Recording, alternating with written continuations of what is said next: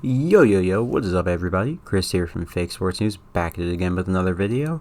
Today I'm going to be bringing you guys another update on the CDL playoffs. Of course, today we had the London Royal Ravens taking on the Toronto Ultra, and we also had the New York Subliners taking on the Minnesota Rocker.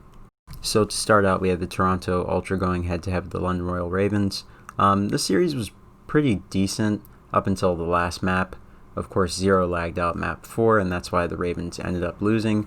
They were playing very well. They were playing very competitively with Toronto up until Zero started lagging out. I think they were either tied or just about tied.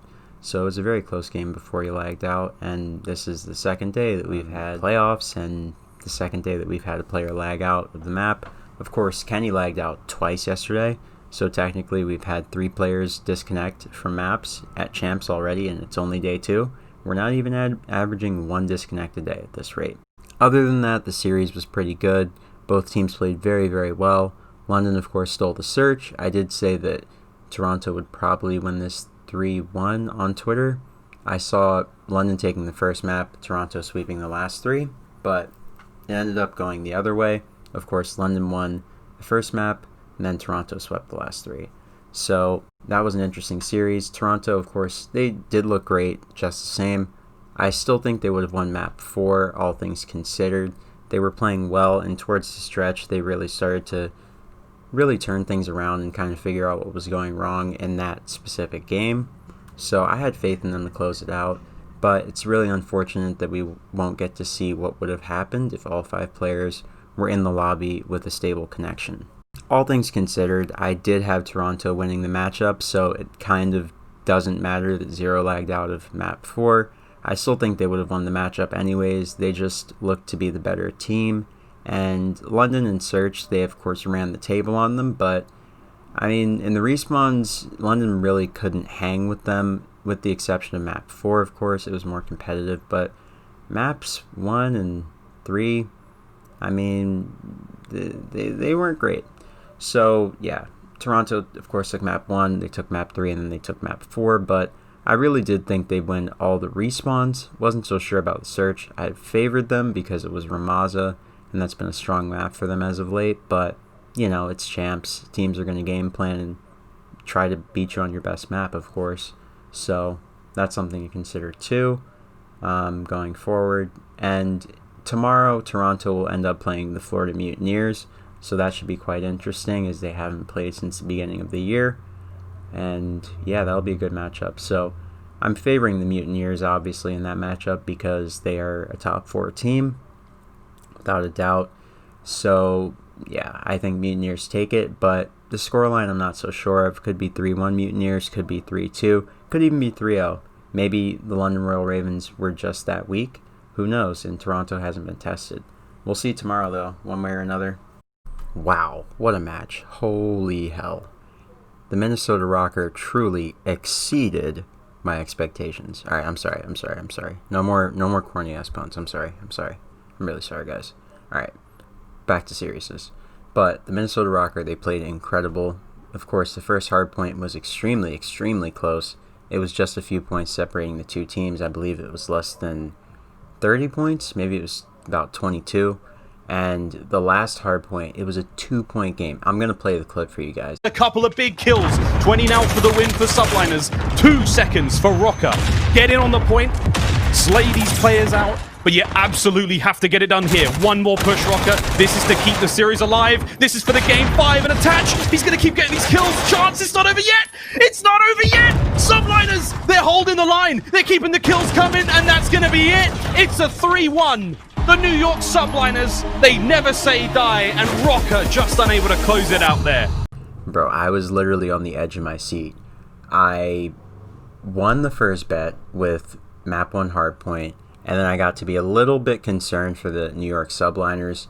I thought they were coming out flat. Maybe something was different. Maybe Minnesota just had their number. Maybe Minnesota would take the series, and my little dollar bet that I placed on Minnesota to be safe would cash, but thank God it didn't. Of course, I also placed minus 1.5 on Subliners along with Toronto Ultra minus 1.5, just as a, a throwaway. You know how we all, as bettors, we have our one little quote-unquote whale that we don't expect to hit.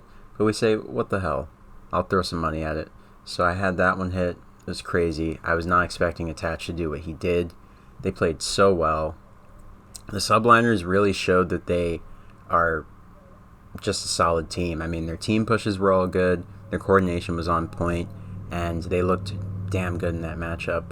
I am really impressed with what I saw from the subliners, not just because they won the match, but because they showed that they could stay in the fight even when they were down pretty much the entirety of both hard points, and they brought it back both times and they won. On the other side, of course, Minnesota have proven that at this champs they are here to make some waves. They're not just going to take it lying down, and they're not just going to get bounced out without a fight. It's really encouraging to see. As you guys know, I have wanted Minnesota to kind of bounce back all year long. I really loved the storyline that they were building as the sleeper team who was, that number 5 seed just trying to break through. They saw Florida, they saw Huntsman, they saw Dallas, they saw Atlanta. They said, hey, we're here too. Beat Atlanta, first team to do so. And then as soon as online happened, they just got the short end of the stick. So I'm really happy to see that the roster change worked out and that I was proven wrong. You guys know I said that I was a little bit doubtful of it. But, now that I see what they're doing, it seems to me that they're playing a little bit more through Asim with his play style, since they do have 3 fast players in Asim, Alex, and now Exceed. So Minnesota's been playing a lot faster from the looks of it. Even Assault, I saw him slide canceling. So I was like, what is going on? But yeah, Minnesota, they looked great. That's very encouraging to them going into tomorrow, realistically, because they could have won this. They really could have won this entire series. They could have won map 1. They stomped Subliners map 2. Map 3, the Rocker put up a good fight, but I don't think anyone was really prepared for New York Subliners on St. Petro Dom, since it's been their Instaban all year long. And no one really knew what to expect. I mean, no one has seen their strategies. There's no VOD on it. So the New York Subliners just took that one. It was a brilliant play. I think maybe Revan said intentionally, hey guys, let's leave some things out of our map pool so when champs does come around, we can hit him with that wapow, But yeah, so the Subliners look great. Main takeaway being that they showed that they have clutch potential and that all of their top, players are really performing as they should at champs. They have 3 guys who are absolute monsters at champs, of course, Accuracy being one, Attach being the other, and Zuma being the third. I mean, how many times have we seen Zuma go super clutch for FaZe at champs? I mean, last year, World War II, IW, the man has always been just a clutch master, especially at champs. So hats off to the entire New York Subliners team. And Temp, Temp was frying. He played well each and every map, and he should be commended for that. Apart from the Search, where, of course, all of them played badly with the exception of Attach and Zuma. Of course, the SMG duo. So, yeah, it's pretty encouraging for Minnesota going into tomorrow. If you're the New York Subliners, you have a few things to fix, but realistically, you beat a team who has made massive improvements and has pretty much catapulted themselves back into favor. Of course, they fell out of favor. Minnesota lost their number 5 seed to who else but the Subliners. So it was good to see the Subliners just kind of hold position and win the match they should have. And on the other side, of course, the Toronto Ultra, they held position and won the match that they should have. 0 lagging out was an unfortunate circumstance, but it looked to be a foregone conclusion at that point. I think Toronto, they were just in the driver's seat, and they were going to punch it home no matter what. So today went pretty much as we expected things to. Of course, all of our bets hit, minus 1.5, plus 1.5 for Toronto. I don't know why the bookmakers had them listed at plus 1.5, but they did. And Moneyline Toronto and New York Subliners also hit. That was one that we put more money behind, so happy to see that. Also, our parlay from yesterday with the New York Subliners and our 2 previous winners, Optic Gaming LA and Paris Legion, also hit, so that was exciting. Of course, we will be kicking things off tomorrow with the Chicago Huntsmen taking on the New York Subliners. That one's going to be a doozy. Of course, Chicago, they are one of the top 4 teams in the game without a doubt, based on standings, performance, placings, etc. But, they haven't really been doing too well in scrims. So even though they are my team, it's a little bit harder to call. I do think that they will take it ultimately, just because it's Scump, Arcides, Formal, and of course Pristini at Champs. Envoy also is coming off a very disappointing placement at Champs last year. Of course, Gen G was, I believe, the first team eliminated. I know they got top 32, which was just abysmal considering the fact that they were, I believe, the number 2 seed going into Champs. So yeah, I think Envoy's out to prove himself this year. I would put money on Chicago, but I would not bet on the minus 1.5. I would not take any handicaps on them. I think this one has the potential to go the distance. I do think that based on how tightly Minnesota played them, Chicago will beat them pretty convincingly. I don't think that they will leave things to chance like Minnesota did, because at the end of the day, Chicago does play a lot like Minnesota.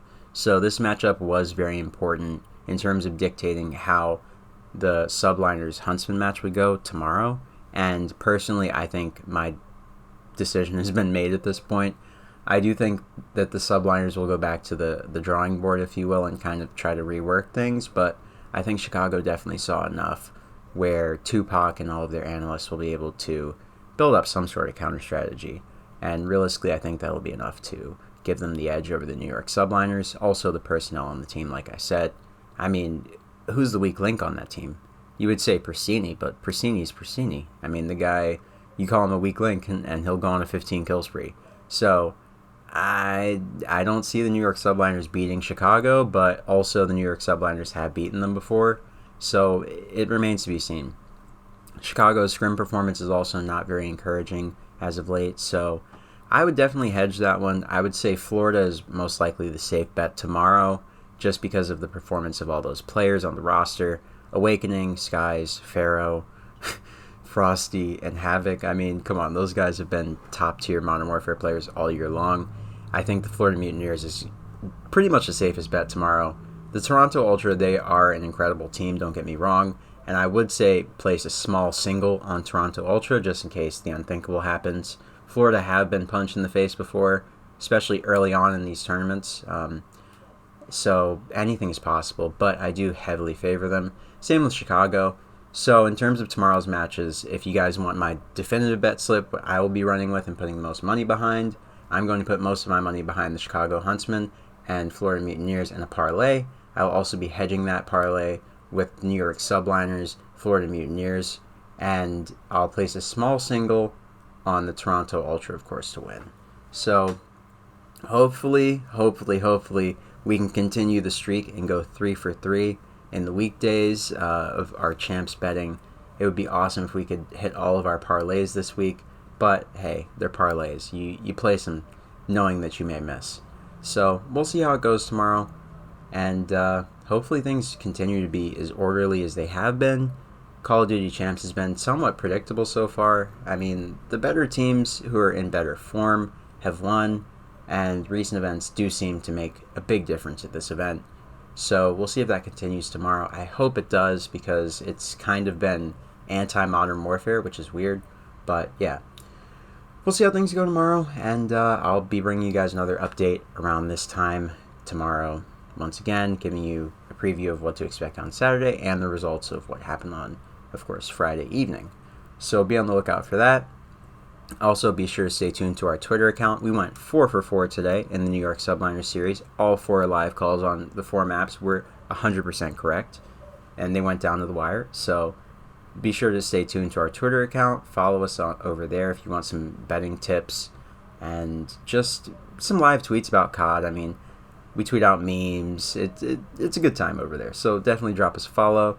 If you want to buy mouse pads or any sort of performance-enhancing G Fuel type supplements, go to mypire.com. Use code FSN for 10% off.